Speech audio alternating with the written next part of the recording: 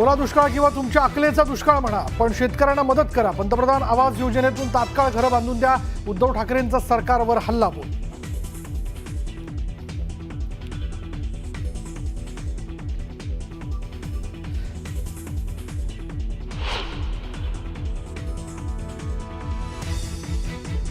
ST महामंडळाची प्रस्तावित 10% भाडेवाढ रद्द। एसटी महामंडळाचा प्रवाशांसाठी मोठा निर्णय। परिवहन मंत्र्यांकडून भाडेवाढ मागे घेण्याचे आदेश।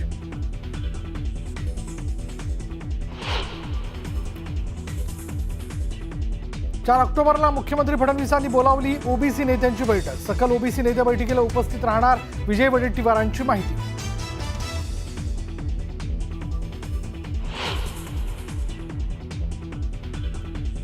प्रांजल खेवलकरांनी ड्रग्जचं सेवन केलं नसल्याचं रिपोर्टमधून स्पष्ट। ड्रग्ज मागवल्याचा इंस्टाग्राम मेसेजचा पुरावा म्हणून आरोपपत्रात उल्लेख, तर फॉरेन्सिक रिपोर्टमध्ये घटनास्थळी ड्रग्ज मिळाल्याचंही समोर।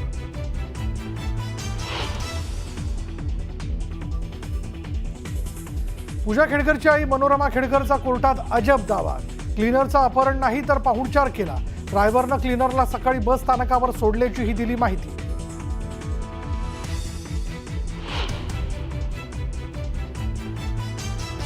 धनगर समाजाला एसटी आरक्षण देण्याच्या मागणीसाठी संभाजीनगरच्या गोपीनाथ दांगोडेनं स्वतःला संपवलं। आपलं बलिदान वाया जाऊ न देण्याची सरकारला चिठ्ठीतून केली विनंती। एसटी प्रवर्गातून आरक्षणाच्या मागणीसाठी धनगरांचं राज्यभरात आंदोलन। रास्ता रोको आंदोलन करत सरकार विरोधात घोषणाबाजी।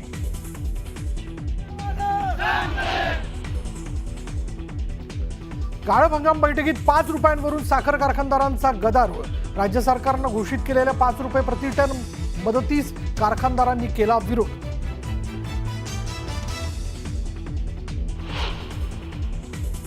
केंद्रीय गृहमंत्री अमित शाह येत्या 5 ऑक्टोबरला अहिल्यानगर दौऱ्यावर। दौऱ्यावेळी विविध कार्यक्रमांना लावणार हजेरी।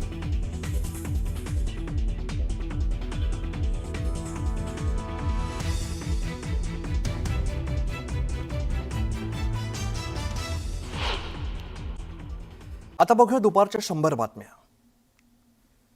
उद्धव ठाकरेंची आज दुपारी 4 वाजता पत्रकार परिषद पार पडते। दसरा मेळाव्याच्या पार्श्वभूमीवर ठाकरे नेमकं काय बोलणार याकडे सगळ्यांचं लक्ष आहे। ठाकरेंच्या शिवसेनेकडे विचारच शिल्लक नसल्याची टीका आशिष शेलारांनी केली आहे, तर चुकीचा प्रचार आणि काँग्रेस समोर लाचार असल्याचंही आशिष शेलारांनी म्हटलंय।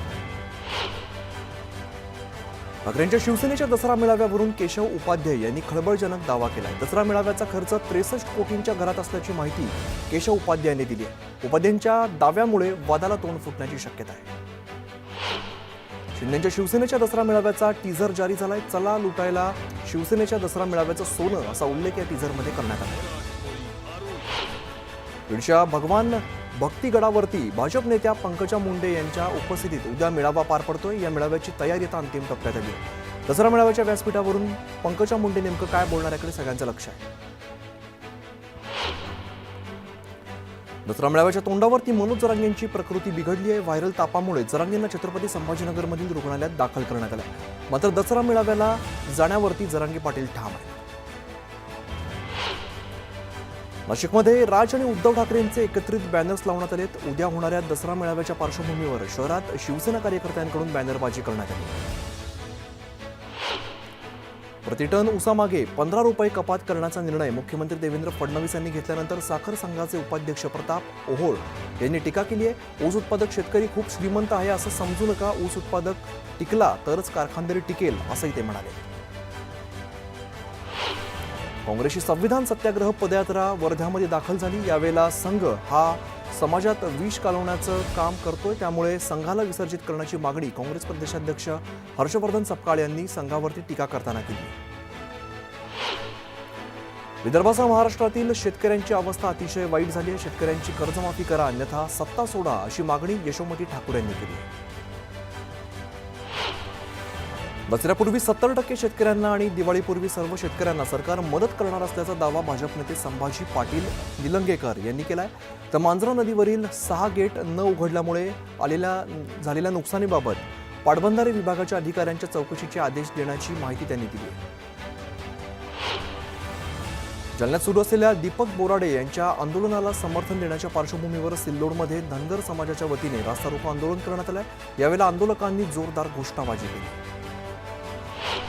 पैठण ते छत्रपती संभाजीनगर महामार्गावरील बिडकीन या ठिकाणी धनगर समाजाच्या वतीने चक्काजाम आंदोलन करण्यात आले। दीपक बोराडे यांच्या वतीने सुरू असलेल्या आरक्षण उपोषणाला पाठिंबा दर्शवण्यात आला।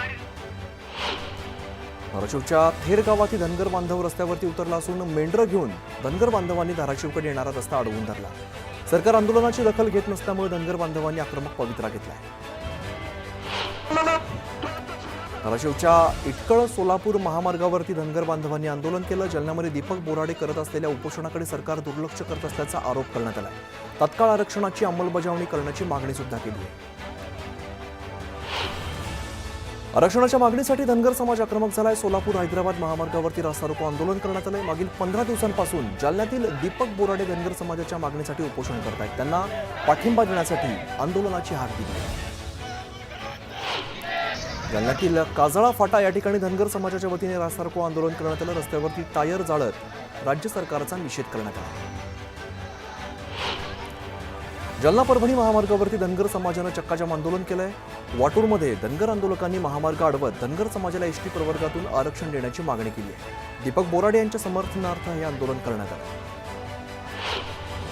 धनगर समाज आरक्षणाच्या मागणीसाठी पुन्हा आक्रमक झालाय। परभणीत ठिकठिकाणी धनगर समाजानं रास्ता रोको आंदोलन केलंय।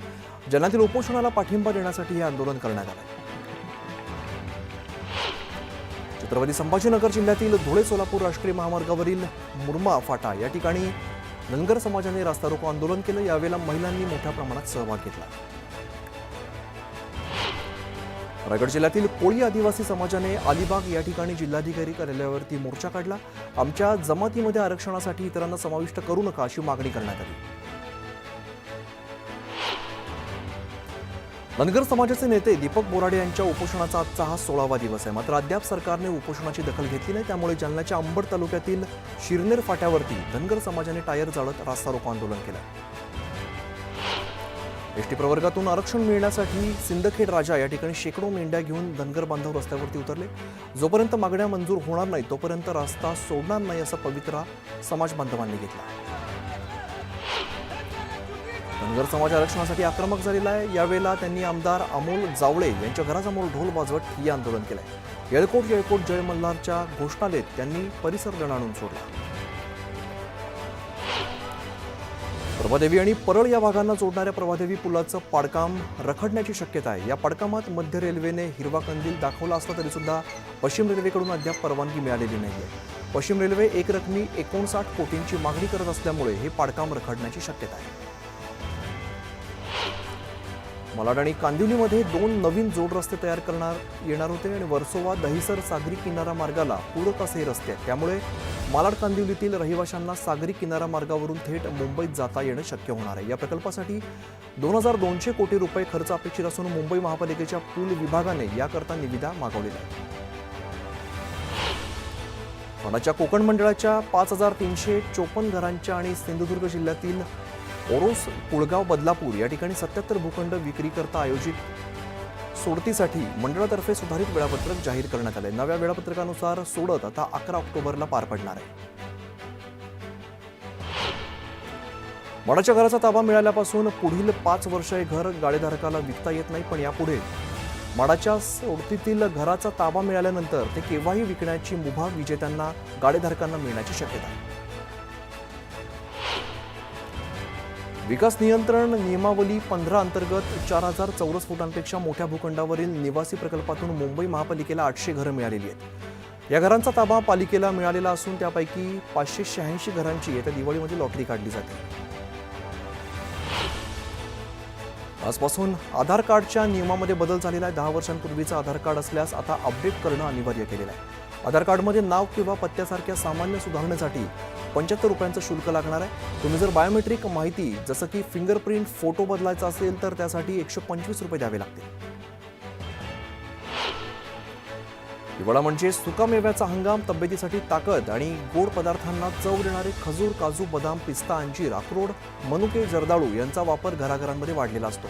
आणि अशा वेळेला केंद्र सरकारने दिलासा देत सुकामेव्यावरील जीएसटी दर 12% वरून थेट 5% वरती आणलाय। या निर्णयामुळे मुंबईतील ग्राहकांना किलोमागे 40 ते 150 रुपयांचा फायदा होणार आहे. दिवाळीच्या काळात कोकणात प्रवाशांची होणारी गर्दी लक्षात घेऊन मध्य रेल्वेच्या समन्वयाने 2 विशेष गाड्या चालवण्याचा निर्णय घेतलेला आहे. यामध्ये मडगाव लोकमान्य टिळक टर्मिनस साप्ताहिक विशेष आणि चिपळूण पनवेल मेमू विशेष या गाड्यांचा समावेश असेल. मुंबईतील नागरिकांचा प्रवास अधिक सुरळीत आणि सुसाट होण्यासाठी रेल्वे प्रशासन नेहमीच नवीन उपाययोजना काढत असतं आणि अशातच आता प्रवाशांच्या सोयीसाठी प्रशासनाने पश्चिम रेल्वे मार्गावरती नवीन स्थानकं उभारण्याचा महत्त्वाचा निर्णय घेतला. यामुळे प्रवाशांचा चांगलाच फायदा होणार आहे. नवी मुंबई आंतरराष्ट्रीय विमानतळावरून आता विना अडथळा उड्डाणं होऊ शकणार आहेत. या विमानतळाला नागरी उड्डाण महासंचालनालयाकडून एरोड्रम लायसन्स जारी करण्यात आलं आहे. राज्यातील कर्करोगाच्या वाढत्या गंभीरतेकडे पाहता उपचार, मनुष्यबळ आणि संशोधन यांचा सर्वसमावेशक आराखडा तयार करण्यासाठी राज्य सरकारने महत्त्वाचा निर्णय घेतला. राज्यातील सर्वसामान्य नागरिकांना 18 रुग्णालयातून त्रिस्तरीय दर्जेदार कर्करोग उपचार सेवा उपलब्ध करून देण्यासाठी धोरण आणण्यास मंत्रिमंडळानं हिरवा कंदील दिला आहे. हिंदुस्थानाने गेल्या काही वर्षात मोठ्या प्रमाणात सोनं खरेदी केलेली आहे. गेल्या वर्षभरात सोन्याने भारतीय शेअर बाजारापेक्षा जास्त परतावा दिलेला आहे. त्यामुळे गुंतवणूकदार श्रीमंत झालेत. तसंच सोन्याने विक्रमी उच्चांक गाठलेला आहे. देशातील सोन्याचं मूल्य 30 लाख कोटींवरती पोहोचलंय, जे अनेक देशांच्या GDP पेक्षा सुद्धा जास्त आहे. रिझर्व्ह बँकेने कठोर नियम लागू करून सुद्धा सोन्याच्या कर्जामध्ये प्रचंड वाढ झालेली आहे. सोन्याच्या गगनाला भिडणाऱ्या किमतीमुळे लोक बँक आणि NBFC कडून सोनं गहाण ठेवून कर्ज घेत आहेत. RBIने प्रसिद्ध केलेल्या मासिक बुलेटिननुसार चालू आर्थिक वर्षात जुलैपर्यंत सोन्यावरती कर्ज घेण्याचं प्रमाण तब्बल 122% वाढलं. राज्यातील बहुतांश भागात मुसळधार पावसाने नुकसान झाले आणि अजून सुद्धा काही भागात पूरस्थिती कायम आहे. त्यामुळे 2025-26 मधील ऊस गाळप हंगाम 1 नोव्हेंबरपासून सुरू करण्याचा निर्णय मुख्यमंत्री फडणवीस यांच्या अध्यक्षतेखाली झालेल्या बैठकीत घेण्यात आला आहे. यंदाच्या हंगामात महाराष्ट्र राज्य कापूस पणन महासंघाला कापूस खरेदीसाठी परवानगी देण्याचा निर्णय केंद्रीय वस्त्रोद्योग मंत्रालयानं घेतला आहे. त्यामुळे भारतीय कापूस महामंडळ लवकरच पणनसोबत करार करण्याची शक्यता आहे. मात्र सध्या पणनकडे निधी उपलब्ध नसल्यामुळे महासंघाचे अध्यक्ष आणि उपाध्यक्ष यांनी मुख्यमंत्री देवेंद्र फडणवीस यांची भेट घेऊन आर्थिक मदतीची मागणी केली आहे. रोहित पवार कार्यकर्त्यांसह अतिवृष्टीच्या मदतीसाठी घोषणाबाजी करत छत्रपती संभाजीनगरच्या जिल्हाधिकारी कार्यालयात दाखल झाले. पोलीस आणि राष्ट्रवादी शरद पवार गटाच्या कार्यकर्त्यांमध्ये गोंधळ झाला. जिल्हाधिकारी कार्यालयात राष्ट्रवादी कार्यकर्त्यांनी घोषणाबाजी केली. राहुल गांधी यांना गोळ्या झाडण्याच्या धमकीचा निषेध करत भाजप प्रवक्ता पिंटू महादेवन याला अटक करण्याच्या मागणीचं निवेदन काँग्रेसचे जिल्हाध्यक्ष रणजितसिंह देशमुख यांच्या उपस्थितीत कराडच्या तहसीलदारांना देण्यात आले. यावेळेला सातारा जिल्ह्यातील काँग्रेसचे पदाधिकारी आणि कार्यकर्ते उपस्थित होते. मराठा आरक्षणासाठी आंदोलनादरम्यान दाखल झालेले गुन्हे मागे घेण्यासाठी समितीने शिफारस केली. 144 प्रकरणात दोषारोपपत्र दाखल करत 11 गुन्हे मागे घेण्यासाठी शिफारस करण्यात आली.